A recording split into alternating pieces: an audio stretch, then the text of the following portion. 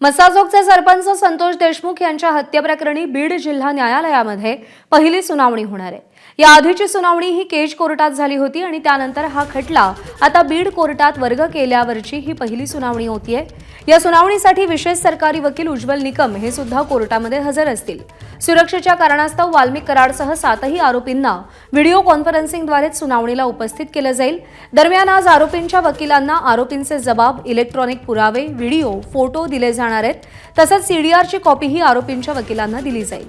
गेल्या सुनावणीत आरोपींच्या वकिलांनी ही मागणी केज कोर्टाकडे केली होती। दरम्यान संतोष देशमुखांच्या हत्या प्रकरणाची सुनावणी होण्यापूर्वी त्यांचे बंधू धनंजय देशमुख यांनी आज विशेष सरकारी वकील उज्ज्वल निकम यांची भेट घेतली। आपण सुनावणीला जाणार नाही कारण ते सहन होणार नाही असं धनंजय देशमुख म्हणाले। त्यांच्याशी संवाद साधला आमच्या प्रतिनिधींनी, पाहूया। धनंजय देशमुख आपल्यासोबत आहेत। धनंजयजी, गेली 100 दिवसापेक्षा अधिक काळ तुमच्यासाठी अत्यंत कठीण होता। यामध्ये तुम्ही संघर्ष केलेला आहे आणि या संघर्षाला आज न्याय प्रक्रियेतून म्हणजे तर तुम्हाला समाधान मिळणार आहे। हे सगळा खटला आजपासून न्यायालयामध्ये चालणार आहे। हे 100 दिवस अत्यंत कठीण असतील तुमच्यासाठी। ह्याच्यात सगळ्यात दुर्भाग्य एक वाटतंय की जे माझे वृद्ध आईवडील आहेत, जे माझं कुटुंब आहे, जे लहान लेकरं आहेत घरातले, त्यांच्यासोबत मला वेळ घालवता आला नाही।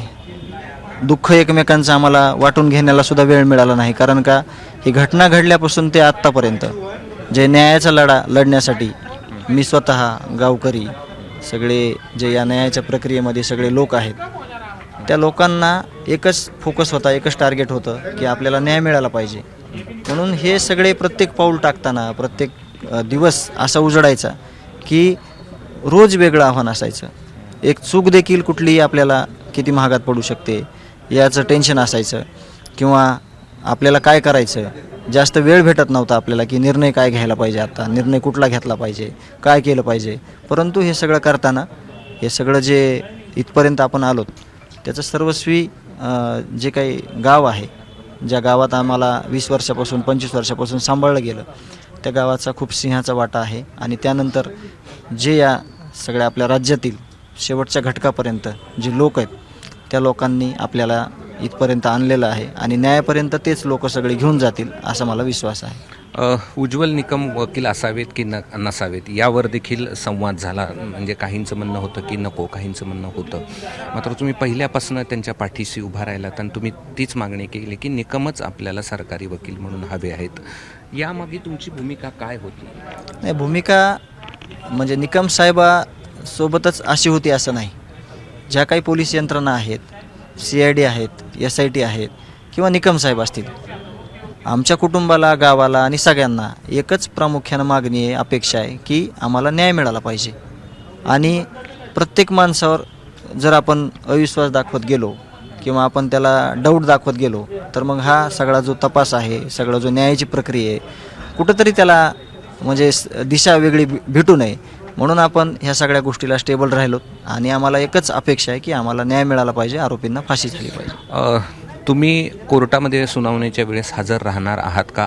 आहे नसाल तर का नाही राहणार? बरोबर आहे, ही गोष्ट तुम्ही विचारली की कशामुळे नसेल। एक आमचं सगळं शिष्टमंडळ तिथं असेल आणि या प्रक्रियेमधून जाताना इतक्या वेदना होतात, परत परत त्या गोष्टी समोर आल्या की खूप त्रास होतो आणि माझी मानसिकता होत नाही तशी की ह्या सगळ्या गोष्टी परत माझ्या समोर याव्यात। म्हणून माझी मानसिकता नसल्या कारणानं मी फक्त तिथं थांबणार नाही। शिष्टमंडळ हे खूप कठीण आहे। हे ऐकणं सोपं आहे, हे समजून घेणं सोपं आहे, परंतु भोगणं खूप अवघड आहे। त्याच्यामुळे मला ते सहन नाही होत। वडिलांना किंवा घरच्यांना सांगितलं की आज सुनावणी आहे, आपल्या त्यांच्या मुलाला, तुमच्या भावाला न्याय मिळणार आहे? आईला आणि वडिलांना काही जास्त बोलत नाही मी या विषयावर की काय चालू आहे, कसं चालू आहे। कारण आईला पण जास्त वेदना होतात, वडिलांना पण वेदना होतात। फक्त सांगतो मी की आज बीडला जातोय, बीडला तारीख आहे, असं एवढं, फक्त एवढ्यापुरतं। मग बाकी सगळे जी चर्चा आहे ती ह्या सगळ्या शिष्टमंडळांसोबत होते। मुलीशी बोलणार?